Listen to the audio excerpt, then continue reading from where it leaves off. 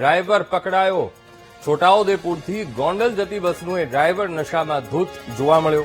લોકોએ પાવી જેતપુર પાસે બસ રોકાવી નશાખોર ડ્રાઈવરને નીચે ઉતાર્યો તો મુસાફરોએ નશાખોર ડ્રાઈવરને પોલીસના હવાલે કર્યો। ત્યારે ડ્રાઈવર નશામાં ધૂત હોવાનો વિડીયો વાયરલ થયો છે અને ઘણા બધા સવાલો પણ અહીંયા ઉભા થઈ રહ્યા છે।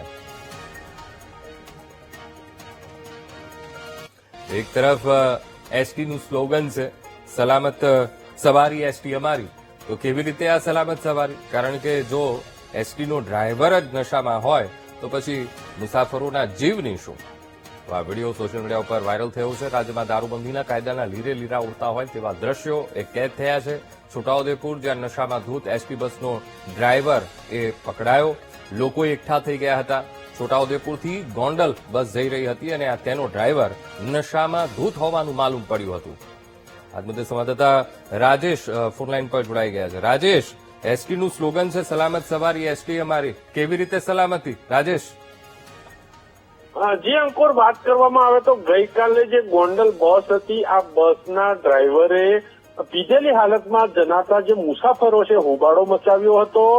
જોકે ડ્રાઈવર પોતે કહ્યું હતું કે હું બિયર પીધું છે। તમામ જે મુસાફરો છે બસમાંથી ઉતરીને જેતપુર પાવી પોલીસ સ્ટેશનને જાણ કરતા જે પોલીસ સ્ટેશન છે ત્યાં બોલાવીને આ જે ડ્રાઈવરની સામે પગલા ભરવામાં આવ્યા હતા।